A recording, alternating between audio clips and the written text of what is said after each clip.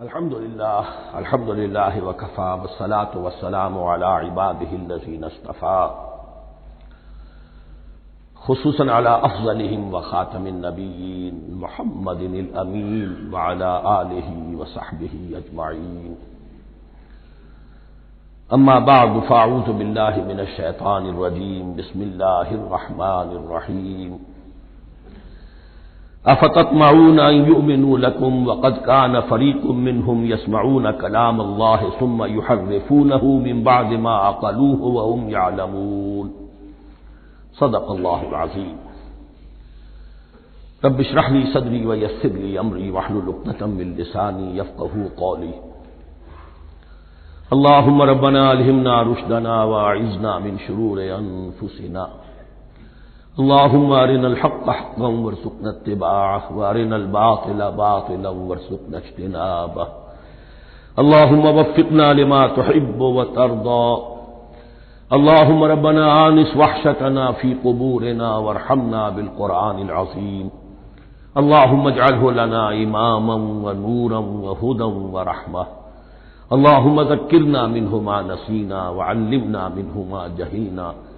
وارزقنا تلاوته آناء الليل وآناء النهار واجعله لنا حجة يا رب العالمين آمین۔ اب تک ہم نے سورہ بقرہ کے 8 رکوع اور اس پر مستضاد صرف 3 آیات کا مطالعہ کیا ہے۔ آج میں چاہتا ہوں کہ ہماری رفتار قدرے تیز ہو، تو یہ جو سلسلہ مضمون چل رہا ہے خطاب بے امت سابقہ امت مسلمہ بنی اسرائیل، ان کے ساتھ خطاب کا سلسلہ سورہ بقرہ میں 5ویں رکوع سے شروع ہوا اور 15ویں رکوع کے آغاز تک چلے گا۔ یہ 10 رکوع ہے۔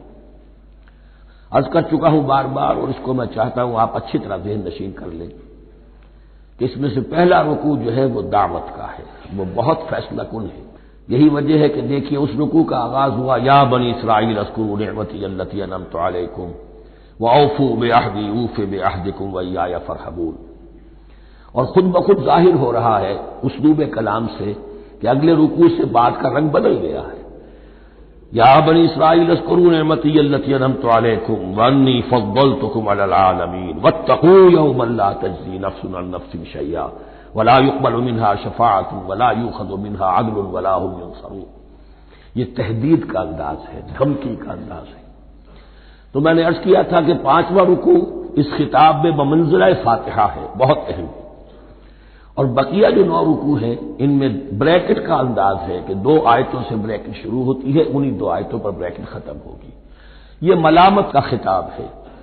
اور ان کے خلاف ایک مفصل فرد قرارداد جرم جو ہے وائد کی گئی ہے، جس کے نتیجے میں وہ اس منصب سے معزول کر دیے گئے جس پر 2000 برس سے فائز تھے، اور ان کی جگہ پر اب امت محمد، نئی امت مسلمہ علی صاحب الصلاۃ والسلام، اب اس کا نصب، اس کی انسٹالیشن اور اس کی انسٹالیشن سیریمنی کے طور پر تحویل قبلہ کا معاملہ۔ یہ ربط کلام اگر سامنے نہ رہے تو انسان کھو جاتا ہے قرآن مجید کی طویل صورتوں کو پڑھتے ہوئے کہ بات کہاں سے چلی تھی، کدھر جا رہی ہے، کیا ربط ہے، کیا تعلق ہے، سیاق کلام کیا ہے۔ اس کو میں اس لیے بار بار، حالانکہ مجھے معلوم ہے کہ وقت کم ہے لیکن میں اس چیز کو زیادہ اہمیت دے رہا ہوں۔ اب ان 9 رکوعوں کے مضامین میں کچھ تو واقعات ہیں، تم نے یہ کیا، تم نے یہ کیا، تم نے یہ کیا، ظاہر بات ہے ترجمہ تو کرنا ہوگا، کچھ مختصر وضاحت بھی کرنی ہوگی، لیکن ان کے تفصیل میں جانے کی ضرورت نہیں ہے۔ لیکن آپ نے دیکھا کہ کچھ واقعات کے بعد پھر کچھ ایسے یونیورسل ٹروتھس بیان ہوئے ہیں، ایسے عظیم حقائق کہ جو ابدی حقائق ہیں، ان کا کسی وقت سے، کسی قوم سے، کسی خاص گروہ سے تعلق نہیں، وہ تو اصول ہیں، سنت اللہ ہم انہیں کہہ سکتے ہیں، یہ اللہ کے جو عام قوانین ہیں، قواعد ہیں اس کائنات میں۔ ایک تو قوانین ہے طبعیہ، فزیکل لاز، ایک مورل لاز ہے کہ جو اس دنیا میں اللہ تعالیٰ کی طرف سے کار فرما ہے۔ تو جہاں وہ مورل لاز آتے ہیں جنہیں آپ کہا کرتے تھے جب بچپن میں کہانی پڑھی اور کہانی کے بعد لکھا اس کا مورل لیسن کیا ہے، اس کہانی سے سبق کیا حاصل ہوا، تو تھوڑے تھوڑے وقفے کے بعد وہ آیات آتی ہیں کہ جو اس گویا کہ اس سلسلہ کلام کے اندر یہ انتہائی اہمیت کی حامل ہے، اس لیے کہ وہ یونیورسل اہمیت کی حامل ہے، اور ان میں در حقیقت ایک رہنمائی پوشیدہ ہے موجودہ امت مسلمہ کے لیے۔ مثلا جتنا حصہ ہم اب تک پڑھ چکے ہیں ان میں سے پہلے تو وہ آیت یاد کیجئے، وَضُرِبَتْ عَلَيْهِمُ الذِّلَّةُ وَالْمَسْكَنَةُ وَبَاءُوا بِغَضَبٍ مِّنَ اللَّهِ۔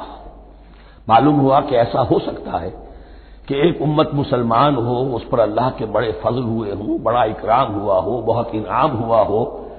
پھر وہ اپنی بے عملی یا بد عملی کے باعث اللہ تعالی کے غضب کی مستحق ہو جائے اور ذلت اور مسکنت اس پر تھوپ دی جائے۔ یہ ایک یونیورسل ٹروتھ وہاں سے نکل آیا کہ ہمیں سوچنا ہوگا، یہ ایک لمحہ فکریہ ہے امت مسلمہ کیا کہ کیا ہم تو کہیں آج اس پوزیشن میں نہیں ہیں۔ حدیث میں آپ کو سنا چکا ہوں، لَيَأْتِيَنَّ عَلَىٰ أُمَّتِي مَا أَتَىٰ عَلَىٰ بَنِي إِسْرَائِيلَ حَسْبَ النَّعْلِ بِالنَّعْلِ۔ دوسرا اسی طرح کا یونیورسل ٹروتھ والا مقام تھا آخری جو ہم نے کل پڑھا ہے، ثُمَّ قَسَتْ قُلُوبُكُمْ وَهِيَ كَالْحِجَارَةِ أَوْ أَشَدُّ قَسْوَةً۔ کسی مسلمان امت کا یہ حال بھی ہو سکتا ہے کہ ان کے دل اتنے سخت ہو جائیں کہ سختی میں پتھروں کو اور چٹانوں کو مار دے گا۔ یہ بھی ایک کیفیت ہے جو سامنے آئی، حالانکہ قوم وہ ہے انی فضلتکم علی العالمین، از کجا تاب کجا، لیکن یہ حقیقت بھی ہمارے سامنے آئی کہ یہ چیزیں جو ہیں اپنی جگہ پر امکانات میں سے ہیں۔ البتہ یہاں ایک بات میں عرض کر دوں کہ اس قساوت قلبی میں پوری امت برابر مسلط جو ہے مبتلا نہیں ہوا کرتی، اس میں امت کے جو قائدین ہوتے ہیں اور امت مسلمہ کے قائدین اس کے علماء ہوتے ہیں، سب سے زیادہ شدت کے ساتھ یہ خرابی ان میں آتی ہے، اس لیے کہ باقی لوگ تو پیروکار ہیں، پیچھے چلتے ہیں، وہ اعتماد کرتے ہیں کہ یہ ہے اللہ کی کتاب کے پڑھنے والے، یہ ہے تورات کے حامل، یہ جانتے ہیں، وہ ان کے پیچھے پیچھے چل رہے ہوتے ہیں۔ لیکن جو لوگ جان بوجھ کر اللہ کی کتاب میں تحریف کر رہے ہوں، انہیں تو پتا ہے ہم کیا کر رہے ہیں۔ جو لوگ جان بوجھ کر حق کو پہچان کر اس کا انکار کر رہے ہیں، انہیں تو پتا ہے کہ ہم کیا کر رہے ہیں۔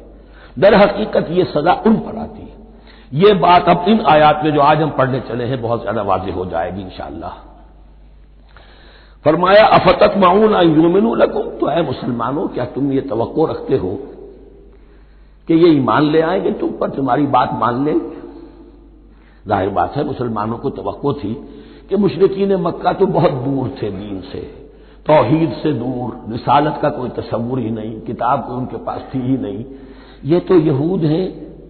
اور ان کے پاس تو کتاب رہی ہے، یہ موسیٰ کے ماننے والے ہیں، یہ توحید کے علم بردار ہیں، یہ آخرت کا بھی اقرار کرتے ہیں، تو انہوں جھٹپٹ مان لینا چاہیے۔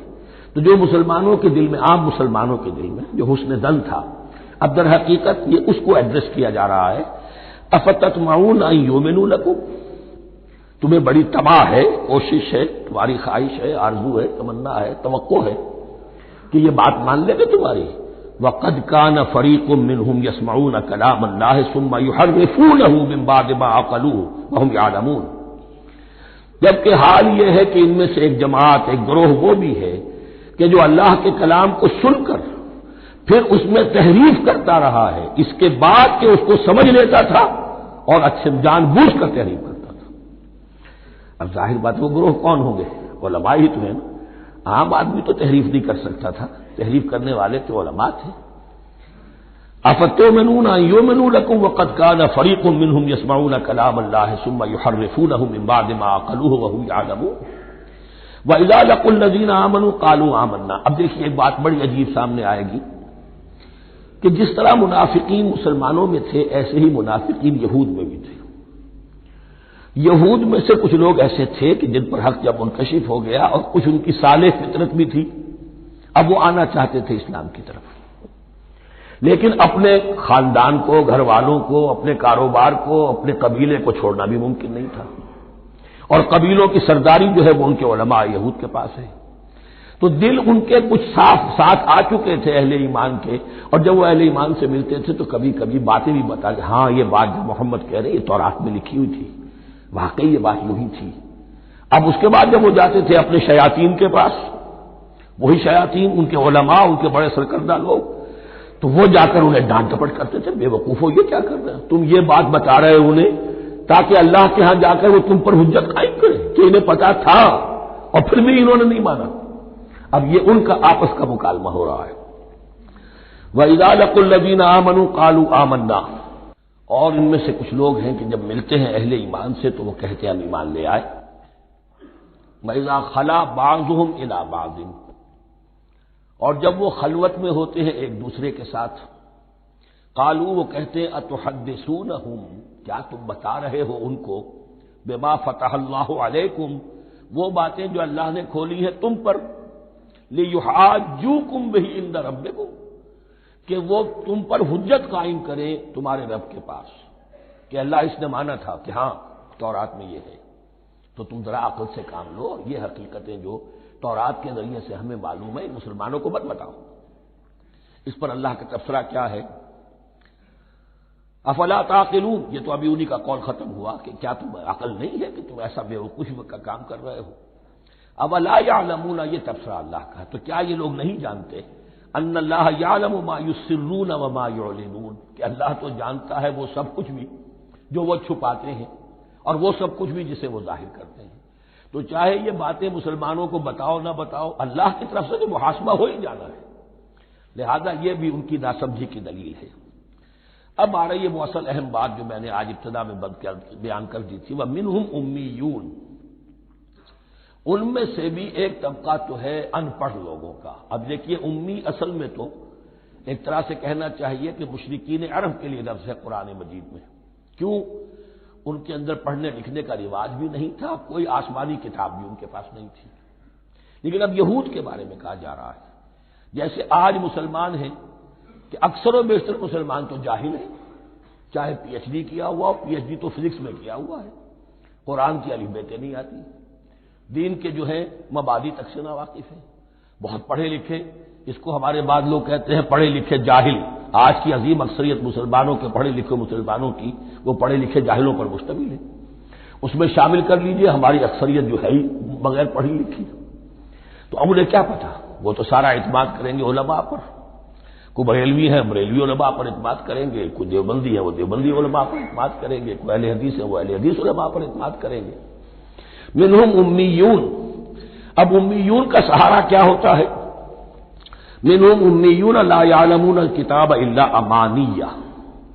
وہ کتاب سے تو واقف نہیں ہوتے، اپنی کچھ خواہشات ہیں کہ جن کو جانتے ہیں۔ یہ خواہشات بعد میں کھل جائے گا، یہ خواہشات کیا ہیں؟ ہم تو اسرائیلی ہیں، ہم تو اللہ کے محبوب ہیں، ہم تو امت محمد میں ہیں، ہماری تو شفاعت ہو ہی جائے گی، یہ امانی ہے۔ تلکا امانیہم، اور ہمیں تو جہنم میں داخل کیا بھی تو تھوڑے سے عرصے کے لیے، ہمیں نکال لیا جائے گا، یہ امانی ہے۔ تو ان کے پاس تو یہ تو ان امانی،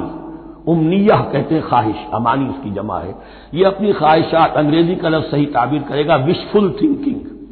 یہ اپنی اس وشفل تھنکنگ کے سہارے جی رہے ہیں، علم ان کے پاس ہے ہی نہیں۔ وَإِنْهُمْ إِلَّا يَظُنُّونَ، اور وہ نہیں کچھ کر رہے ہیں مگر ظن و تخمین، گمان ہے، ان کے اپنے من گھڑت خیالات ہیں۔ فَوَيْلٌ لِّلَّذِينَ يَكْتُبُونَ الْكِتَابَ بِأَيْدِيهِمْ، تو اصل ہلاکت اور بربادی اور ویل کے بارے میں بعض روایات یہ بھی آئی ہیں کہ وہ جہنم کا وہ طبقہ ہے جس سے خود جہنم پناہ مانگتی ہے، سخت ترین۔ تو وہ ویل، وہ تباہی جو ہے ان کے لیے ہے جو کتاب لکھتے ہیں اپنے ہاتھ سے، ثم یقولون ھذا من عند اللہ، اور پھر کہتے ہیں یہ اللہ کی طرف سے ہے، لیشتروا بہ ثمنا قلیلا، تاکہ حاصل کر لیں اس سے کچھ بڑی گھٹیا سی حقیر سی قیمت، یعنی فتویٰ نویسی جس کا معاملہ ہے۔ اب کوئی شخص آیا، اس نے رائے پوچھی، انہوں نے اپنا جو بھی ہے وہ لکھا اور کہا یہی دین کا تقاضا ہے، بس یہی علم ہے، یہی اللہ کی بات ہے۔ اب اس میں کتنا کچھ واقعتاً انہوں نے صحیح بات کہی ہے، کتنی ہٹ درمی سے کام لیا ہے، کتنی کسی رشوت کے مبنی کو رائے دی ہے، خود بدلتے نہیں قرآن کو بدل دیتے ہیں، ہوئے کس درجہ فقیہان حرم میں توفیق۔ تو یہ ان کے علماء کا کردار تھا۔ ثم يقولون هذا من عند الله ليشتروا به ثمنا قليلا فويل لهم مما كتبت ايديهم، تو ہلاکت اور بربادی ہے ان کے لیے اس چیز سے کہ جو ان کے ہاتھوں نے لکھی، وویل لهم مما يكسبون، اور ان کے لیے ہلاکت اور بربادی ہے اس کمائی سے جو وہ کر رہے ہیں۔ یہ سارا دھندا جو ہے فتویٰ فروشی کا اور دین فروشی کا، اس کے لیے تباہی وہ اپنے لیے مول لے رہے ہیں، اس سے کوئی ان کو اللہ تعالیٰ کے ہاں کوئی اجر و ثواب نہیں ملے گا۔ وقالوا، اب یہ آگے امانی، وقالوا لن تمسنا النار الا ایاما معدودہ، وہ کہتے ہیں ہمیں تو آگ چھو نہیں سکتی، ہاں گنتی کے چند دن، صرف یہ کہ دوسروں کی آنکھوں میں دھول جھونکنے کے لیے کہ کوئی اعتراض نہ کر دے اللہ ہمیں آگ میں پھینکا جا رہا اور ان کو نہیں پھینکا جا رہا، یہ ہم سے بھی بدتر تھے کردار میں، تو شاید ان کا منہ بند کرنے کے لیے چند دن کے لیے ہمیں جہنم میں ڈال دیں گے، پھر فوراً نکال لیں گے۔ وقالوا لن تمسنا النار الا ایاما معدودہ، اور وہ کہتے ہیں کہ نہیں چھو سکتی ہمیں آگ مگر گنتی کے چند دن۔ قل اتخذتم عند اللہ عہدا، ان سے کہیے کیا تم نے اللہ سے کوئی عہد لے لیا ہے، کوئی قول و قرار ہو گیا ہے؟ فلن یخلف اللہ عہدہ، کہ تمہیں یہ یقین ہے کہ اللہ اپنے عہد کے خلاف نہیں کرے گا؟ ام تقولون علی اللہ ما لا تعلمون، یا تم اللہ کی طرف اس بات کی نسبت کر رہے ہو، تہمت جب لگا رہے ہو، جڑ رہے ہو یہ بات اللہ پر جو تم نہیں جانتے، جس کے لیے تمہارے پاس کوئی علم نہیں ہے۔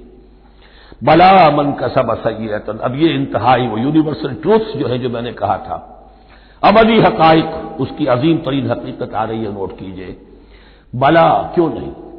من کسب سیئۃ، جس شخص نے جان بوجھ کر ایک گناہ کمایا، لیکن گناہ بڑا، کبائر، صغائر نہیں، سیئۃ یہ اس کی جو تنکیر ہے وہ ایک کا فائدہ بھی دے رہی ہے اور تفہیم کا بھی، جس نے بھی جان بوجھ کر کسبا، ایک گناہ کمایا، فاحاطت بہ خطیئتہ، اور اس کی خطا نے اس کا گھیراؤ کر لیا، یعنی ایک ہی گناہ ہے، سود کھا رہا ہے، باقی نماز ہے، تہجد ہے، یہ ہے وہ ہے، لیکن اس ایک گناہ کی برائی بھی اتنی اس کے گرد جو ہے چھا جائے گی کہ پھر اس کی یہ ساری نیکیاں ختم ہو کر رہ جائیں، ایک گناہ۔ بلا من کسب سیئۃ واحاطت بہ خطیئتہ فاولئک اصحاب النار هم فیہا خالدون، اس میں ہمارے مفسرین نے یہ لکھا ہے کہ اس کی خطا کاری اتنی اس کے اوپر چھا جائے کہ ایمان کا کوئی اثر باقی نہ رہے۔ اور المعاصی برید الکفر، یہ علماء کے ہاں اصول ہے کہ یہ جو گناہ ہوتے ہیں یہ ڈاک ہے کفر کی، ہوتے ہوتے گناہ پر مداومت مداومت مداومت، اگر اس پر چلتا ہے تو اصل میں ہوتے ہوتے ہوتا یہ ہے کہ اسے پتہ بھی نہیں ہوتا، وہ اپنے آپ کو مسلمان سمجھتا ہے، اندر سے ایمان ختم ہو چکا ہوتا ہے، دیمک کی طرح جو ہے وہ دروازے کی چوکھٹ جو ہے کھائی گئی، اوپر صرف ایک ونیئر لگا ہوا ہے جو نظر نہیں آ رہا۔ یہ عقل جو ہے اللہ نے دیمک کو بھی دی ہے کہ چھوٹی سی چھپٹی چھوڑ دینا تاکہ دھوکہ کھاتے رہیں لوگ گھر والے، باقی یہ کہ اندر سے کھوکھلا کر دیا۔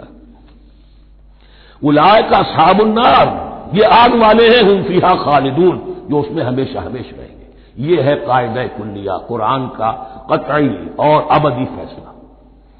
والذین آمنوا وعملوا الصالحات، ہاں اس کے برعکس کے لوگ ایمان لائیں اور نیک عمل کریں۔ اب نیک عمل میں ہر شخص نے اپنا اپنا نظریہ بنا رکھا ہے، مراد نیک عمل قرآن مجید کا کیا ہے؟ دین کے سارے تقاضوں کو ادا کرنا، وہ نیک عمل ہوگا۔ آپ نے ایک نیکی لے لی، یتیم خانہ کھول دیا، بڑی فاؤنڈیشن بنا دی، بیواؤں کا انتظام ہو رہا ہے، لیکن کاروبار میں سودی لین دین ہے، جھوٹ ہے، فریب ہے، دھوکہ ہے، سب چل رہا ہے، تو یہ نہیں ہے۔ دین کے تقاضے یہ بھی ہے کہ دین کو قائم کرنے کی جد و جہد میں لگو، اس کی شرائط پوری کرو۔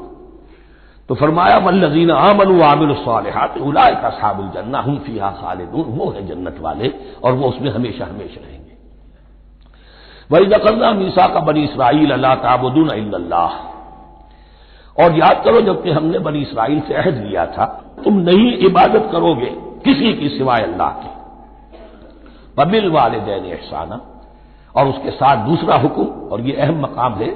کہ اللہ کے حق کے فوراً بعد والدین کے حق کا ذکر قرآن مجید میں 4 مقامات پر آیا، ان میں سے ایک مقام یہ ہے وَبِالْوَالِدَيْنِ إِحْسَانًا، والدین کے ساتھ نیک سلوک کرو گے، وَذِي الْقُرْبَىٰ، اور قرابت داروں کے ساتھ بھی، وَالْيَتَامَىٰ، اور یتیموں کے ساتھ بھی، وَالْمَسَاكِينَ، اور محتاجوں کے لیے بھی، وَقُولُوا لِلنَّاسِ حُسْنًا، اور لوگوں سے اچھی بات کہو، اچھی بات کہو، صحیح بات کہو، امر بالمعروف کرتے رہو، نیکی کی دعوت دیتے رہو۔ وَأَقِيمُوا الصَّلَاةَ وَآتُوا الزَّكَاةَ، اور نماز قائم کرو، قبائل قائم رکھو اور زکوٰۃ ادا کرو گے، یہ گویا کہ معاہدہ ہو رہا ہے۔ ثُمَّ تَوَلَّيْتُمْ، پھر دیکھو تم نے اس سے پیٹھ موڑ لی، إِلَّا قَلِيلًا مِّنكُمْ، سوائے تم میں سے تھوڑے سے لوگوں کے، وَأَنتُم مُعْرِضُونَ، اور تم ہو ہی پھر جانے والے، تمہاری یہ عادت گویا کہ طبیعت ثانیہ ہے۔ اب ایک خاص مثال آ رہی ہے، اس کے بعد پھر ایک بہت بڑا یونیورسل ٹروتھ آئے گا۔ مثال کیا ہے؟ اللہ نے ان سے ایک عہد لیا تھا، وَإِذْ أَخَذْنَا مِيثَاقَكُمْ، ہم نے تم سے یہ عہد بھی لیا تھا، لَا تَسْفِكُونَ دِمَاءَكُمْ، دیکھو اپنا خون نہیں بہاؤ گے، یعنی آپس میں جنگ نہیں کرو گے، لڑو گے نہیں، تم بنی اسرائیل ایک وحدت بن کر رہو گے، جیسے کہ قرآن مجید میں آیا ہے انما المؤمنون اخوۃ، تم بھائی بھائی ہو، لا تسفكون دماءکم، اپنا خون نہیں بہاؤ گے، ولا تخرجون انفسکم من دیارکم، اور نہ ہی تم نکالو گے اپنے کچھ لوگوں کو ان کے گھروں سے۔ اب یہاں مجھے وضاحت کرنی پڑے گی ورنہ بات سمجھ میں نہیں آئے گی کہ جب حضرت یوشع ابن نون کی سرکردگی میں بنی اسرائیل نے فلسطین کو فتح کرنا شروع کیا، اور سب سے پہلے جیریکو فتح کیا گیا شہر، اس کے بعد جب سارا فلسطین فتح کر لیا تو انہوں نے ایک مرکزی حکومت قائم نہیں کی، 12 قبیلوں نے 12 حکومتیں بنا لی، جیسے 12 چشمے تھے پانی کے ویسی 12 حکومتیں۔ اب ظاہر بات ہے جہاں 12 حکومتیں ہوں گی تو وہ طوائف الملوکی جس کو کہتے ہیں، آپس کی کھٹپٹ ہوتی تھی، جنگیں ہوتی تھی، پھر ان میں سے ایک دوسرے پر حملہ کر کے وہاں کے لوگوں کو نکال باہر کرتے تھے، بھاگنے پر مجبور کر دیتے تھے، تو یہ تھی ان کی کیفیت۔ لیکن اس کے بعد پھر جب وہ لوگ چلے گئے کہیں کفار کے ملک میں چلے گئے، اب کفار نے جو ہے ان کو لا کر اور ان کے سامنے ان کے ہاں بیچنا چاہا، کیونکہ غلام بن گئے وہاں جا کر، یا انہوں نے غلام بنا لیا، تو اب فدیہ دے کر چھڑا رہے ہیں کہ ہمیں حکم دیا گیا ہے کہ جو بھی تمہارا اسرائیلی بھائی ہو اس کو فدیہ دے کر چھڑا لو اگر کہیں وہ اسیر ہو جائے۔ تو ایک حکم کو تو مانا نہیں اور دوسرے پر عمل ہو رہا ہے۔ حکم تو یہ تھا کہ آپس میں خون ریزی کرو ہی نہیں، وہ اس حکم کو تو توڑ دیا، لیکن بڑے متقیانہ انداز میں اب جو اس وقت اس کی وجہ سے جو غلام بن گئے یا اسیر ہو گئے اب ان کو چھڑوا رہے کہ اللہ کا حکم ہے، شریعت کا حکم ہے۔ یہ ہے وہ تضاد جو مسلمان امتوں کے اندر ہو جاتا ہے، اس پر آئے گا وہ یونیورسل ٹروتھ۔ وَإِذْ أَخَذْنَا مِيثَاقَكُمْ لَا يَسْتَسْفِكُونَ دِمَاءَكُمْ، یاد کرو جب کہ ہم نے تم سے عہد لیا تھا کہ تم اپنا خون نہیں بہاؤ گے، وَلَا تُخْرِجُونَ أَنفُسَكُم مِّن دِيَارِكُمْ، اور نہ ہی تم اپنے آپ کو اپنے لوگوں کو ان کے گھروں سے نکالو گے، ثُمَّ أَقْرَرْتُمْ وَأَنتُمْ تَشْهَدُونَ، پھر تم نے اقرار کیا تھا اس عہد کو اور قول و قرار کو مان لیا تھا پورے شعور کے ساتھ، تشہدون مانتے ہوئے، ثم انتم ہؤلاء، پھر تم ہی ہو وہ تو تقتلون انفسکم، اپنے ہی لوگوں کو قتل بھی کرتے ہو، وتخرجون فریقا منکم من دیارہم، اور اپنے ہی لوگوں میں سے کچھ لوگوں کو ان کے گھروں سے باہر نکالتے ہو، تظاہرون علیہم بالاسم والعدوان، ان پر چڑھائی کرتے ہو گناہ کے ساتھ بھی اور زیادتی کے ساتھ بھی، وَإِن یاتوکم اسارا، اور اگر وہ قیدی بن کر تمہارے پاس آتے ہیں تفادوہم، تو اب تم ان کا فدیہ دے کر انہیں چھڑاتے ہو، وَهُوَ مُحَرَّمٌ عَلَيْكُمْ إِخْرَاجُهُمْ، حالانکہ ان کا تو نکالنا ہی تم پر حرام کیا گیا تھا۔ اب یہ واقعہ آپ نے پڑھ لیا، سمجھ لیا، اب دیکھیے اس سے جو سبق ہے، مورل لیسن ہے جو ابدی ہے، أَفَتُؤْمِنُونَ بِبَعْضِ الْكِتَابِ وَتَكْفُرُونَ بِبَعْضٍ، تو کیا تم ہماری شریعت کے ایک حصے کو مانتے ہو اور ایک کو نہیں مانتے؟ اب دیکھیے یہ الفاظ اب ہوں گے تعویل عام، جہاں کہیں بھی یہ طرز عمل ہوگا تو یہ آیت اس کو کور کرے گی۔ افتؤمنون ببعض الکتاب وتکفرون ببعض، تو کیا تم مانتے ہو ہماری کتاب کے ایک حصے کو اور ایک کو نہیں مانتے؟ فما جزاء من یفعل ذلک منکم، تو نہیں ہے کوئی سزا اس کی جو یہ حرکت کرے تم میں سے، الا خزی فی الحیات الدنیا، سوائے اس کے کہ دنیا کی زندگی میں رسوائی ہو، ذلت ہو، ویوم القیامہ، اور قیامت کے دن یردون الی اشد العذاب، وہ لوٹا دیے جائیں شدید ترین عذاب میں، وما اللہ بغافل عما تعملون، اور اللہ تعالی غافل نہیں ہے اس سے جو تم کر رہے ہو۔ آج امت مسلمہ پر 100% یہ آیت منطبق ہو رہی ہے، پورے دین پر چلنے کو تیار نہیں، ہر گروہ نے کوئی ایک شے حلال کر لی اپنے لیے، ملازم پیشہ طبقہ ہے، رشوت حلال ہے، کیا کرے اس کے بغیر گزارا نہیں ہوتا، کاروباری طبقہ ہے، سود کیا کرے اس کے بغیر تو یہ کاروبار چلتا نہیں، ہر ایک کے لیے، ہر ایک نے، یہ جو طوائف ہے ان سے جا کے پوچھیے وہ بھی کہتے کیا کریں ہم، ہمارا ہی دھندا ہے، ہم بھی محنت کرتی ہیں، مشقت کرتی ہیں۔ ابھی ٹی وی پر میں نے دیکھا بنگال کی پروسٹیٹیوٹس مسلمان جو ہیں ان کے کچھ انٹرویوز لیے گئے کہ ہم پر کیوں پابندی عائد کرنے کی کوشش کی جا رہی ہے، یہ بھی ایک محنت ہے جو ہم کرتی ہیں، اور یہ کہ ان میں سے آپ کو یہ بھی معلوم ہے کہ ان میں سے بعض ایسی ہوتی ہیں وہ جب محرم کے دن آئیں گے کالے کپڑے پہنے گی، جلوسوں کے ساتھ ہوں گی، اور یہ مزاروں کے اوپر اکثر و بیشتر وہی ہوتی ہیں، دمال کھیلتی ہیں، جو کچھ کرتی ہیں، وہ نیکی ان کے ہاں بھی ہے۔ تو نیکی اور بدی کا ایک امتزاج ہے۔ کل دین جب تک وہ نہ ہو تو اس کی سزا یہ ہے خزي فی الحیات الدنیا، وہ ہمارے اوپر ہے۔ ضربت علیہم الذلۃ والمسکنہ، وہ خزي اور وہ ذلت المسکنہ تھوپ دی گئی ہے۔ باقی رہ گیا قیامت کا معاملہ، وَيَوْمَ الْقِيَامَةِ يُرَدُّونَ إِلَىٰ أَشَدِّ الْعَذَابِ، شدید ترین عذاب میں۔ تو اپنے طرز عمل سے تو ہم اس کے مستحق ہو گئے ہیں، باقی اللہ تعالیٰ کی رحمت جو ہے دستگیری فرما لے اس کا اختیار ہے۔ لیکن دھمکی کا پھر انداز دیکھیے، وَمَا اللَّهُ بِغَافِلٍ عَمَّا تَعْمَلُونَ، اللہ غافل نہیں ہے اس سے جو تم کر رہے ہو۔ ہر سال عمرہ فرما کے آ رہے ہیں، کس رقم سے فرما کر آ رہے ہیں یہ اللہ کو معلوم ہے، یہ حلال سے کمائی تھی یا حرام سے۔ رمضان مبارک میں حرم میں پہلی صف میں جگہ ریزرو کرائی ہوئی ہے سیٹ صاحب نے، اور وہاں کی شرطوں کو بھی رشوتیں دیتے ہیں، اور وہ سمجھتے ہیں کہ ہم تو سارا نہا دھو کر آ گئے، سال بھر جو بھی حرام کمائی کی تھی سب پاک ہو گئی۔ اللہ نا واقف نہیں ہے، اللہ تمہاری داڑھیوں سے دھوکہ نہیں کھائے گا، اللہ تمہارے اماموں سے اور ابا اور قبا سے دھوکہ نہیں کھائے گا۔ He knows you through and through. He sees you through and through. وَمَا اللَّهُ بِغَافِلٍ عَمَّا تَعْمَلُونَ أُولَٰئِكَ الَّذِينَ اشْتَرَوُا الْحَيَاةَ الدُّنْيَا بِالْآخِرَةِ، یہ وہ لوگ ہیں جنہوں نے دنیا کی زندگی اختیار کر لی ہے آخرت کو چھوڑ کر۔ فَلَا يُخَفَّفُ عَنْهُمُ الْعَذَابُ وَلَا هُمْ يُنصَرُونَ، تو اب ان کے لیے نہ تو ان سے عذاب میں تخفیف کی جائے گی اور نہ ان کی کوئی مدد کی جائے گی۔ وَلَقَدْ آتَيْنَا مُوسَى الْكِتَابَ وَقَفَّيْنَا مِن بَعْدِهِ بِالرُّسُلِ، اور ہم نے موسیٰ کو کتاب دی تورات، اور قفینا من بعدہ بالرسل، اور پھر اس کے بعد پے بپے لگاتار ہم رسول بھیجتے رہے۔ ایک بات نوٹ کر لیجیے گا، لفظ رسول اور لفظ نبی میں کچھ فرق ہے، اس وقت تفصیل میں جانے کا موقع نہیں ہے، لیکن یہ تین جوڑے الفاظ کے ایسے ہیں قرآن مجید کی اصطلاحات کے کہ وہ تینوں مترادف کے طور پر بھی استعمال ہو جاتے ہیں اور علیحدہ علیحدہ اپنا مفہوم بھی رکھتے ہیں۔ اور اس کا ایک اصول یہ علماء نے بنایا ہے کہ اذا اجتمع تفرقا واذا تفرقا اجتمعا، ایک ہے ایمان اور اسلام، اب یہ بھی مسلم مومن ایک ہی شے ہے، لیکن یہ کہ ایک شے تو نہیں ہے، کچھ فرق بھی ہے۔ کہیں جہاں ان دونوں الفاظ کو لایا جائے گا بالمقابل تو فرق نظر آ جائے گا، لیکن عام طور پر مسلم کی جگہ مومن، مومن کی جگہ مسلم استعمال ہو جائے گا۔ Call the rose by any name it will smell as sweet. اس طرح جہاد اور قتال کا معاملہ ہے، دو الفاظ ہیں، مختلف ہیں، مفہوم جدا بھی ہے لیکن ایک دوسرے کی جگہ آ بھی جائیں گے۔ تیسرے نبی اور رسول، فرق ہے،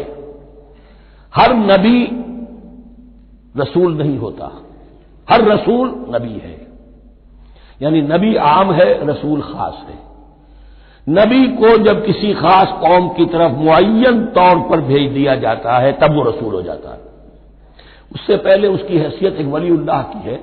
بہت اعلیٰ درجے کا اللہ کا دوست اور ولی جس پر وحی آ رہی ہے۔ عام ولی اللہ میں اور نبی میں فرق یہ ہے، ان پر وحی آتی ہے، ان پر وحی نہیں آتی۔ لیکن اس نبی کو اگر اب آپ بھیج دیں گے کہ جاؤ اذهب الى فرعون، اب وہ رسول ہو گئے، جاؤ اب مدین کی طرف، الى مدین اخاهم شعیبا، اب رسول ہو گئے۔ تو یہ فرق ہے نبی اور رسول کا۔ جیسے آپ کے ہاں سی ایس پی کاڈر ہے، اب وہ ڈی سی بھی لگ سکتا ہے، کہیں وہ جوائنٹ سیکرٹری لگا ہوا ہے، کہیں ناپسندیدہ آدمی ہے تو او ایس ڈی لگایا ہوا ہے کہیں، لیکن اس کا کاڈر برقرار رہے گا، سی ایس پی تو ہے۔ اسی اعتبار سے ہر نبی ہر حال میں نبی ہے، لیکن اس کو اضافی کیفیت ملتی ہے رسول کی۔ اور ایک بات یہ نوٹ کر لیجئے، نبیوں کو قتل بھی کیا گیا ہے، رسول قتل نہیں ہو سکتے۔ اللہ کا فیصلہ یہ ہے کہ لَأَغْلِبَنَّ أَنَا وَرُسُلِي، میں اور میرے رسول تو غالب آ کر رہیں گے۔ جب بھی کسی قوم نے کسی رسول کی جان لینے کی کوشش کی ہے اس قوم کو برباد کر دیا گیا اور رسول اور اس کے ساتھیوں کو بچا لیا گیا۔ یہ معاملہ ہوا ہے اللہ کا تمام رسولوں کے ساتھ، نبیوں کے ساتھ نہیں۔ حضرت یحییٰ نبی تھے، قتل کر دیے گئے، حضرت عیسیٰ رسول تھے، قتل نہیں کیے جا سکتے تھے، ان کو زندہ آسمان پر اٹھا لیا گیا، اب وہی دوبارہ آئیں گے۔ تو رسول جو ہے وہ قتل نہیں ہوتا، اور اسی اعتبار سے حضور کی بڑی گہری تمنا تھی، لَوَدِدتُّ أَنْ أُقْتَلَ فِي سَبِيلِ اللَّهِ ثُمَّ أُحْيَا ثُمَّ أُقْتَلَ ثُمَّ أُحْيَا، میری بڑی خواہش ہے میں اللہ کی راہ میں قتل ہو جاؤں، پھر زندہ کیا جاؤں، پھر قتل کیا جاؤں، پھر اللہ کی راہ میں پھر زندہ کیا جاؤں، پھر قتل کیا جاؤں، لیکن اللہ نے یہ خواہش آپ کی پوری نہیں کی۔ اس لیے کہ آپ اللہ کے رسول تھے۔ اب یہاں نوٹ کیجئے گا، یہاں لفظ رسول تو آ گیا ہے لیکن یہ نبی کے معنی میں ہے۔ قفینا من بعدہ بالرسل، اس لیے کہ رسول حضرت موسیٰ کے بعد حضرت عیسیٰ ہی ہے، درمیان میں پروفٹس ہیں، یہ prophets of the old testament, یہ انبیاء ہیں لیکن ان کے لیے لفظ رسول آ گیا ہے۔ وآتینا عیسی ابن مریم البینات وایدناہ بروح القدس، اور ہم نے عیسیٰ کو بڑی واضح نشانیاں دی، حصی معجزات جتنے حضرت مسیح کو دیے گئے ہیں ویسے اور کسی نبی کو نہیں دیے گئے، یہ بعد میں تذکرہ آ جائے گا سورہ آل عمران میں۔ اور ہم نے مدد کی ان کی روح القدس کے ساتھ، حضرت جبرائیل کی خاص تائید انہیں حاصل تھی۔ ظاہر بات ہے، میں نے عرض کیا ہے کہ جو معجزہ ہوتا ہے وہ کسی نبی کی اپنی طاقت سے اس کا ظہور نہیں ہوتا، رسول کے کسی طاقت سے، یا کرامت کسی ولی اللہ کے اپنے اختیار میں نہیں ہوتی، یہ اللہ کی طرف سے، اور اس کے لیے ظہور جو ہوتا ہے وہ فرشتوں کے ذریعے سے۔ ایدناہ بروح القدس افکلما جاءکم رسول بما لا تہوی انفسکم، اب یہاں پر تبصرہ ہو رہا ہے، جو بھی کچھ یہود نے کیا حضرت مسیح کے ساتھ وہ چونکہ معلوم ہے اس کا تذکرہ نہیں کیا، صرف اس پر تبصرہ ہو رہا ہے۔ تو جب بھی کبھی تمہارے پاس کوئی رسول آیا بما لا تہوی انفسکم، وہ چیز لے کر جو تمہارے جیوں کو، تمہارے من کو بھائی نہیں، اچھی نہیں لگی، استکبرتم، تم نے استکبار کیا، وہی استکبار جو عزازیل نے کیا تھا اور ابلیس بن گیا، ابا واستکبر، استکبرتم ففریقا کذبتم وفریقا تقتلون، تو کچھ کو تو تم نے صرف ان کی تردید ہی کی اور کچھ کو تم نے قتل بھی کیا، تقتلون، تو یہ انبیاء کے قتل ہو سکتا ہے۔ اور نمبر 2 ایک رائے یہ دی گئی ہے، تقتلون جو ہے قتل تم نہیں آیا ہے، یہ فعل مضارع ہے، اور فعل مضارع کے اندر ایک فعل جاری رہتا ہے، ختم نہیں ہوتا، گویا کہ تم قتل کرنے کی کوشش کرتے رہے۔ بعض لوگوں کی تو جان کے در پہ ہو گئے۔ وقالوا قلوبنا غلف، اور انہوں نے کہا ہے کہ ہمارے دل تو غلافوں کے اندر بند ہیں۔ یہ اس کو ملائیے پہلی آیت جو آج ہم نے پڑھی ہے، افتطمعون ان یؤمنوا لکم، تو اے مسلمانوں کیا تم یہ توقع رکھتے ہو اور چاہتے ہو کہ یہ تمہاری بات مان لیں گے؟ ان کی اس خواہش کے جواب میں جو وہ کہتے تھے وہ یہ قول ہے، وقالوا قلوبنا غلف، ہمارے دل خلافوں میں ہے، میاں تمہاری بات ہم پر اثر نہیں کر سکتی، جاؤ کسی اور سے بات کرو۔ آج بھی آپ کو یہ الفاظ سننے کو مل جائیں گے،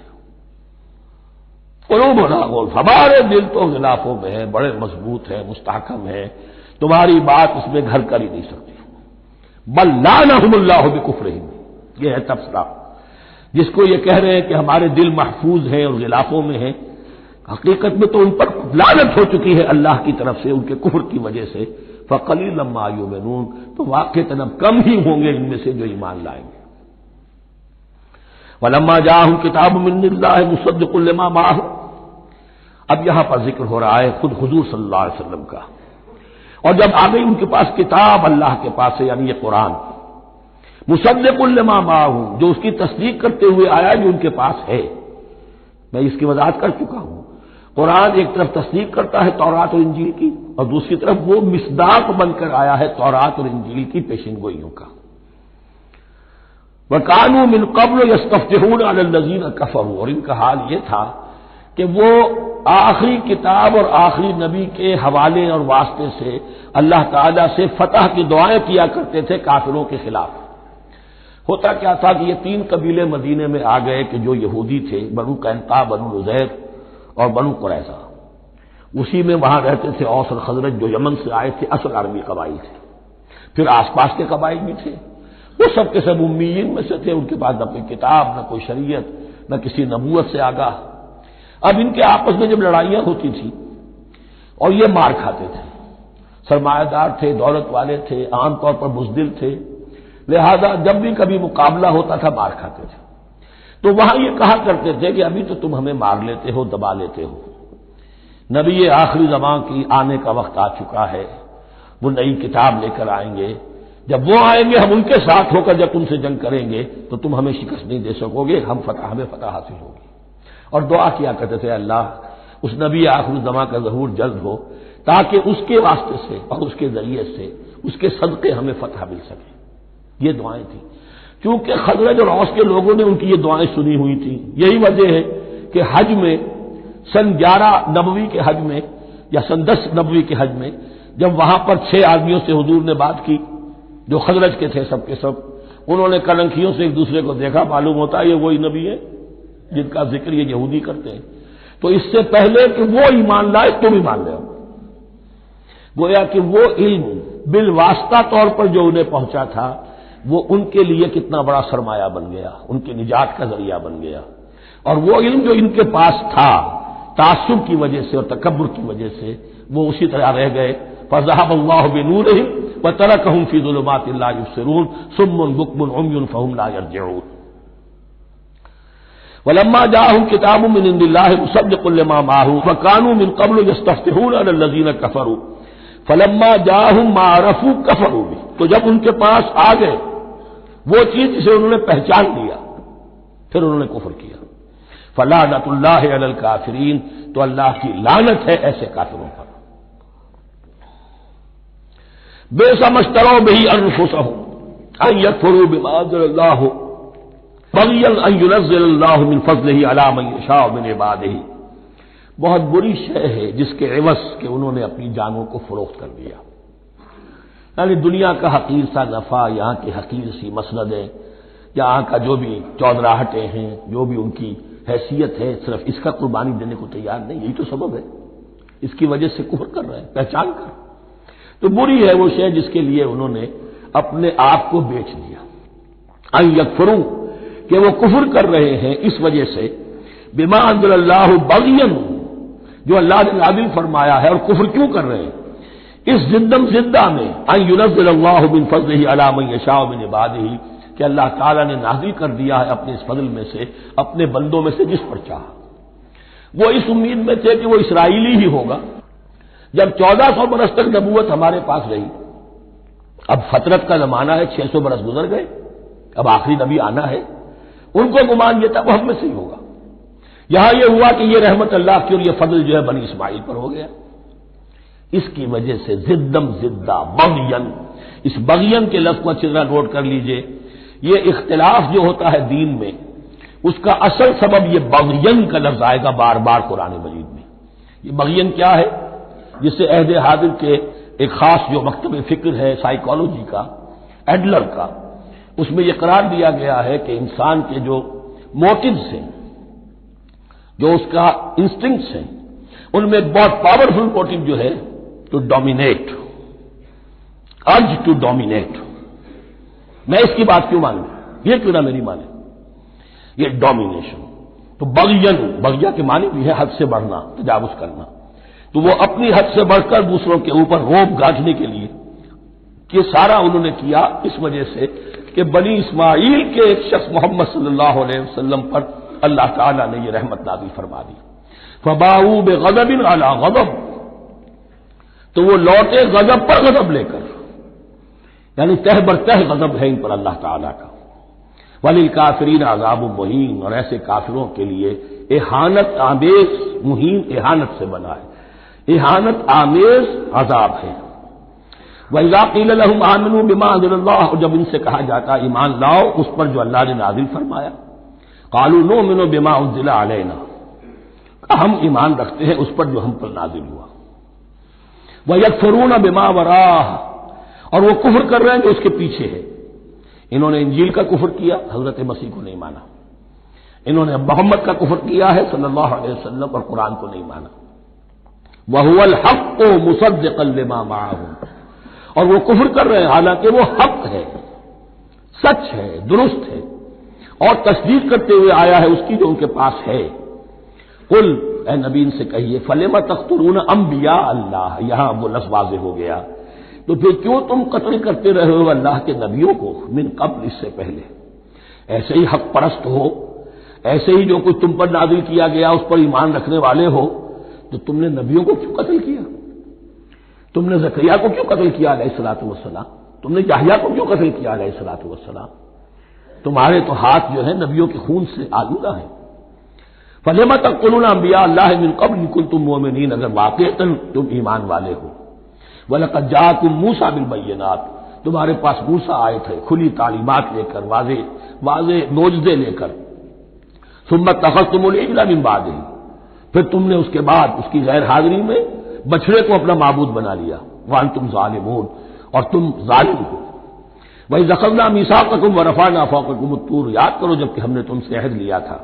اور تمہارے اوپر کوہ طور کو معلق کر دیا تھا، خُذُوا مَا آتَيْنَاكُمْ بِقُوَّةٍ، پکڑو اس کو مضبوطی کے ساتھ جو ہم نے تمہیں دیا ہے، وَاسْمَعُوا، اور سنو، قَالُوا سَمِعْنَا وَعَصَيْنَا،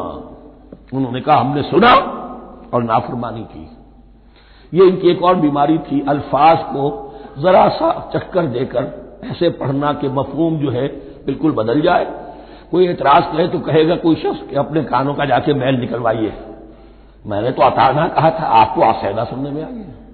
لیکن وہ اپنے لوگ جو ہوتے تھے ان کے منافقوں کے، اور آپس میں جو ہوتے تھے وہی منافق اس وقت حضرت موسیٰ کے ساتھ کردار تو ایک ہی رہا ہے ہمیشہ سے، اس کردار کے لوگ جو ہیں یہ حرکتیں کرتے تھے، اور پھر ان سے سرزنش کی جاتی کہ بھائی ہم نے تو کہا تھا سمعنا واطعنا، آپ کے اپنی سماعت میں کوئی خلل ہوگا۔ قالوا سمعنا وعصینا، ہم نے سنا اور ہم نے رد کیا، نافرمانی کی۔ وَأُشْرِبُوا فِي قُلُوبِهِمُ الْعِجْلَ بِكُفْرِهِمْ، اور ان کے اس کفر کی پاداش میں یا کفران نعمت کی سزا کے طور پر ان کے دلوں میں بچھڑے کی محبت اور تقدس جو ہے وہ پلا دیا گیا۔ قُلْ بِئْسَ مَا يَأْمُرُكُمْ بِهِ إِيمَانُكُمْ إِن كُنتُم مُّؤْمِنِينَ، کہیے ان سے بری ہیں یہ باتیں، برا ہے وہ جس کا کہ حکم دے رہا ہے تمہیں تمہارا ایمان کے ساتھ یہ حرکتیں، ان کنتم مومنین، اگر تم مومن ہو تو کیا ایمان کے ساتھ یہ حرکتیں ممکن ہوتی ہیں؟ قُلْ إِن كَانَتْ لَكُمُ الدَّارُ الْآخِرَةُ عِندَ اللَّهِ خَالِصَةً مِّن دُونِ النَّاسِ فَتَمَنَّوُا الْمَوْتَ إِن كُنتُمْ صَادِقِينَ۔ پھر یہ ایک یونیورسل ٹروتھ آ رہا ہے، بہت اہم، اس کو کرتے ہوئے خود انٹروسپیکشن کی ضرورت ہے پڑھتے ہوئے، کیونکہ ان کا یہ خیال تھا نحن ابناء اللہ وحباؤہ، ہم تو اللہ کے بڑے چہیتے ہیں، بڑے لاڈلے ہیں، اولیاء ہیں، ہم پسندیدہ لوگ ہیں، we are the chosen people of the lord, یہ ان کا کہنا جو ہے یہ تو ان کی بڑی کھلی بات ہے۔ اور ان کا کہنا ہے کہ آخرت کا گھر تو ہمارے لیے ہے ہی ہے، اٹھا لو۔ اب دیکھیے لٹمس ٹیسٹ ان کے سامنے رکھا جا رہا ہے، لیکن یہ لٹمس ٹیسٹ میرے اور آپ کے لیے بھی ہے۔ قُلْ إِن كَانَتْ لَكُمُ الدَّارُ الْآخِرَةُ عِندَ اللَّهِ خَالِصَةً مِّن دُونِ النَّاسِ، اے نبی ان سے کہیے کہ اگر تمہارے لیے آخرت کا گھر اللہ کے پاس خالص کر لیا گیا ہے دوسرے لوگوں کو چھوڑ کر، یعنی تمہاری ریزرویشن ہو چکی ہے وہاں، تمہارے لیے تو جنت ہی جنت ہے، فَتَمَنَّوُا الْمَوْتَ إِن كُنتُمْ صَادِقِينَ، تو اگر تم سچے ہو تو تمہیں موت کی تمنا کرنی چاہیے، موت کی تمنا کرو۔ اگر اتنا ہی یقین ہے جنت میں داخل ہونے کا تو دنیا میں رہنا تم پر گراں ہونا چاہیے۔ یہاں کی تو بہت سی کلفتیں ہیں، بہت سی محنتیں ہیں، مشقتیں ہیں، کتنی کتنی کوفت اٹھانی پڑ جاتی ہے۔ یقین اگر ہو کہ آخرت ہے اور وہاں میرا مقام جنت میں ہے تو زندگی تو لائبلٹی معلوم ہونی چاہیے، ایسٹ معلوم نہیں ہونا چاہیے۔ پھر تو دنیا سجن نظر آنی چاہیے، جیسا کہ حدیث میں فرمایا گیا الدنیا سجن المومن و جنت الکافر، یعنی کم سے کم یہ کہ دنیا میں زیادہ رہنے کی آرزو تو نہ ہو، یہ کم سے کم ہے۔ آخرت پر ایمان، اور اگر اپنا معاملہ اللہ کے ساتھ خلوص پر ہے، دھوکے بازی پہ نہیں ہے، بل الانسان علی نفسہ بصیرہ، ہر انسان کو معلوم ہے میں کہاں کھڑا ہوں۔ آپ کا دل آپ کو بتا دے گا آپ اللہ کے ساتھ دھوکے بازی کر رہے ہیں یا آپ کا معاملہ اللہ کے ساتھ خلوص و اخلاص پر مبنی ہے۔ اگر یقین ہے کہ خلوص و اخلاص پر ہے تو پھر تو یہ ہے کہ زندگی ایسٹ نہیں لائبلٹی، اور دنیا باغ نہیں قید خانہ نظر آنا چاہیے، اور اس میں انسان رہتا ہے ایک مجبوراً اللہ نے بھیجا ہے رہنا ہے، جو اس کی طرف سے ذمہ داریاں عائد کی گئی ہیں وہ ادا کرنی ہے، لیکن یہاں رہنے کی خواہش یہ اگر ہے تو یا تو آخرت پر ایمان نہیں یا اپنا اللہ کے ساتھ معاملہ خلوص اور اخلاص پر مبنی نہیں۔ دس از دی لٹمس ٹیسٹ۔ فَتَمَنَّوُا الْمَوْتَ إِن كُنتُمْ صَادِقِينَ وَلَن يَتَمَنَّوْهُ أَبَدًا، اور یہ ہرگز نہیں کریں گے تمنا اس کی موت کی، بِمَا قَدَّمَتْ أَيْدِيهِمْ، بسبب ان کرتوتوں کے جو ان کے ہاتھوں نے آگے بھیجے ہوئے ہیں۔ ہر شخص کو معلوم ہے میں نے کیا کمائی کی ہے، کیا بھیجی ہے۔ واللہ علیم بالظالمین، اور اللہ ان ظالموں سے بخوبی واقف ہے۔ وَلَتَجِدَنَّهُمْ أَحْرَصَ النَّاسِ عَلَىٰ حَيَاةٍ، اور تم انہیں دیکھو گے اس دنیا کی زندگی پر تمام انسانوں سے بڑھ کر حریص، وَمِنَ الَّذِينَ أَشْرَكُوا، یہاں تک کہ مشرکوں سے زیادہ حریص ہے۔ اور یہ بات صحیح ہے، اہل ایمان کے ساتھ مقابلہ مشرکین نے کیا، کھل کر میدان میں آ کر کیا، ڈٹ کر کیا، اپنی جانیں اپنے باطل معبودوں کے لیے قربان کی۔ یہودی نہیں لڑ سکے، من ورائے جدر، فصیلوں کے پیچھے سے اور ادھر سے، لیکن سامنے آ کر مقابلہ نہیں کر سکے، اس لیے کہ انہیں جانیں بہت عزیز تھی۔ وَلَتَجِدَنَّهُمْ أَحْرَصَ النَّاسِ عَلَىٰ حَيَاةٍ وَمِنَ الَّذِينَ أَشْرَكُوا، حتیٰ یہ کہ مشرکین سے بھی زیادہ یہ دنیا کی زندگی کے حریص ہیں۔ یود احدہم لو یعمر الف سنہ، ان میں سے ہر ایک کی یہ خواہش ہے کہ کسی طرح اس کی عمر 1000 برس ہو جائے۔ وما ہوا بمزحزحہ من العذاب ان یعمر، اور اگر ان کو معمر کر بھی دیا جائے، طویل زندگی دے بھی دی جائے، تو عذاب سے تو چھٹکارا نہیں ملے گا، آخرت تو بالآخر تو آنی ہے۔ واللہ بصیر بما یعملون، اور اللہ دیکھ رہا ہے جو کچھ کہ وہ کر رہے ہیں۔ قل من کان عدوا لجبریل فانہ نزلہ علی قلبک، اب جیسا کہ میں نے عرض کیا کہ ان کا خیال یہ تھا کہ آخری نبوت کا وقت تو قریب ہے، ہوگا وہ کوئی اسرائیلی، ہوگا ہم میں سے۔ معاملہ ہو گیا تلپٹ، اللہ نے ان کی آزمائش اتنی بڑی کر لی کہ جنہیں حقیر سمجھتے تھے، بڑی امیین ہیں، ان پڑھ ہیں، نہ ان کے پاس کتاب، نہ کوئی شریعت، نہ کوئی قانون، نہ کوئی ضابطہ، کچھ بھی نہیں۔ اللہ نے ان میں سے ایک آدمی کو، ایک شخص کو چن لیا، لہذا ان کے لیے اب ان کے اندر دشمنی پیدا ہوئی۔ کس سے؟ گالیاں دینے لگے حضرت جبرائیل کو، اس نے دشمنی کی ہمارے ساتھ، آ تو رہا تھا پیغام ہم میں سے کسی کے لیے، لے گیا ادھر۔ اور یہ بات آپ کو شاید بڑی عجیب لگے، لیکن یہ کہ شیخ احمد سرہندی رحمۃ اللہ علیہ نے اپنے مکاتیب میں یہ لکھا ہے کہ اہل تشیع کا ایک فرقہ ایسا بھی رہا ہے، میں نہیں جانتا کہ آج بھی ہے یا نہیں ہے، جس کو غرابیہ کہتے تھے، غرابیہ۔ ان کا عقیدہ یہ تھا کہ حضرت محمد صلی اللہ علیہ وسلم اور حضرت علی رضی اللہ تعالی عنہ، ان کی ارواح بالکل ایک دوسرے کے ایسے مشابہ تھیں جیسے ایک کوا دوسرے کوے کے مشابہ ہوتا ہے، غراب کوے کو کہتے ہیں۔ تو جبریل دھوکہ کھا گئے، وہ وہی اللہ نے بھیجی تھی علی کے لیے، لے گئے محمد کے پاس صلی اللہ علیہ وسلم۔ تو یہ بات جو شیخ احمد سرہندی کی لکھی ہوئی غرابیہ فرقہ ان کا، مجھے یہ نہیں معلوم کہ اب بھی ہے یا نہیں، لیکن یہ بات یہود کے ہاں جو ہے وہ موجود تھی۔ اور بات جان لیجئے، لَيَأْتِيَنَّ عَلَىٰ أُمَّتِي مَا أَتَىٰ عَلَىٰ بَنِي إِسْرَائِيلَ حَزْوَ النَّعْلِ بِالنَّعْلِ، اس کی حقیقت اور سے اور منکشف ہوتی چلی جائے گی۔ تو اب یہاں فرمایا قُلْ مَنْ كَانَ عَدُوًّا لِجِبْرِيلَ، اے نبی کہہ دیجئے جو کوئی بھی دشمن ہو گیا ہو جبرائیل کا، فَإِنَّهُ نَزَّلَهُ عَلَىٰ قَلْبِكَ بِإِذْنِ اللَّهِ، تو اس نے تو نازل کیا ہے اس قرآن کو آپ کے دل پر اللہ کے حکم سے، جبرائیل کا اپنا اختیار تو نہیں تھا۔ مصدقا لما بین یدیہ، اور یہ تصدیق کرتے ہوئے آیا ہے اس کی جو اس کے سامنے موجود ہے، وہدی وبشریٰ للمؤمنین، اور بشارت ہے اہل ایمان کے لیے۔ اور اس کے بعد اب فرمایا جا رہا ہے کہ اللہ اور اس کے رسول اور اس کے ملائکہ یہ ایک آرگینک ہول ہیں، یہ ایک جماعت ہے، ان میں کوئی رکھنا نہیں ہو سکتا، ان میں کوئی اختلاف نہیں ہو سکتا۔ اگر کوئی جبریل کا دشمن ہے تو وہ اللہ کا دشمن ہے، اگر کوئی اللہ کے سچے رسول کا دشمن ہے تو وہ اللہ کا دشمن ہے، جبریل کا بھی دشمن ہے۔ من کان عدوا للہ وملائکتہ ورسلہ وجبریل ومیکال فإن اللہ عدو للکافرین، تو کان کھول کر سن لو، جو کوئی بھی دشمن ہے اللہ کا اور اس کے فرشتوں کا اور اس کے رسولوں کا اور جبرائیل کا اور میکائیل کا، تو اللہ تعالیٰ کی طرف سے بھی اعلان ہے کہ اللہ ایسے کافروں کا دشمن ہے۔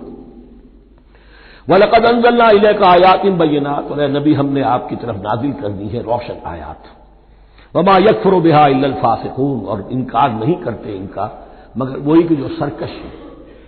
وَمَا يُضِلُّ بِهِ إِلَّا الْفَاسِقِينَ، تیسرے رکوع میں جو سورہ بقرہ کے الفاظ آئے تھے۔ أَوَكُلَّمَا عَاهَدُوا عَهْدًا نَبَذَهُ فَرِيقٌ مِّنْهُمْ، تو جب بھی کبھی انہوں نے کوئی عہد کیا، اللہ سے میثاق کیا، اللہ کے رسولوں سے کوئی عہد کیا، نبذہ فریق منہم، ان میں سے ایک گروہ نے اس معاہدے کو پھینک دیا اٹھا کر۔ بل اکثرہم لا یؤمنون، بلکہ ان کی اکثریت جو ہے ایمان سے خالی ہے، جیسا کہ حال آج امت مسلمہ کا ہے۔ مسلمان ہیں، ایمان حقیقی،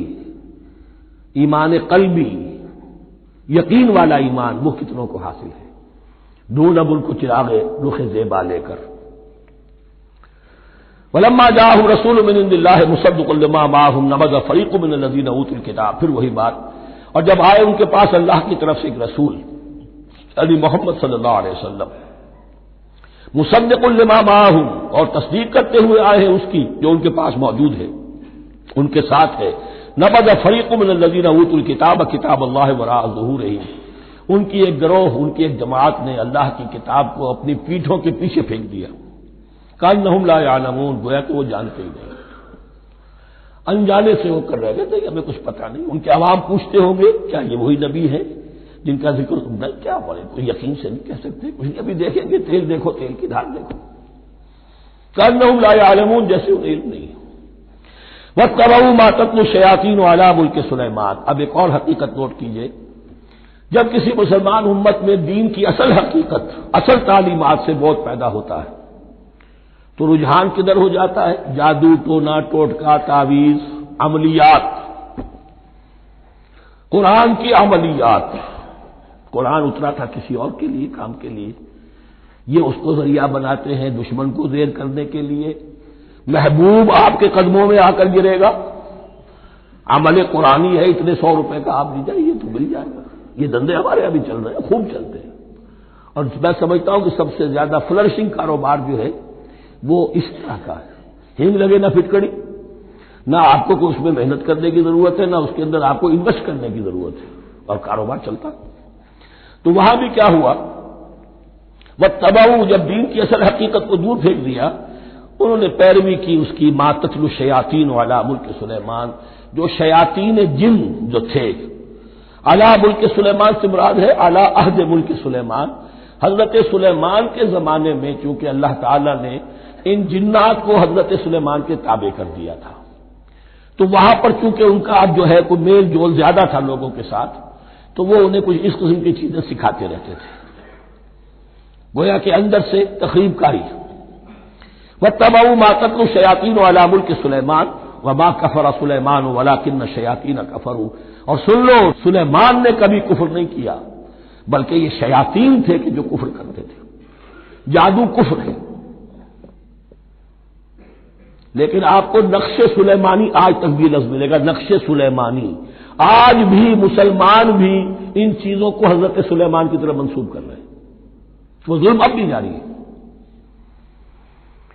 وما کفر سلیمان ولکن الشیاطین کفروا یعلمون الناس السحر، وہ لوگوں کو جادو سکھاتے تھے۔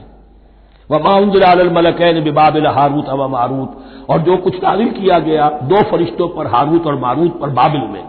بابل یہ ہے پرانا عراق، بیبلونیا۔ نبوکدنضر بھی بیبلونیا کا بادشاہ تھا، نمرود بھی بیبلونیا کا بادشاہ تھا۔ عراق کے بادشاہوں کا لقب ہی تھا نمرود، نواردہ اس کی جمع ہے۔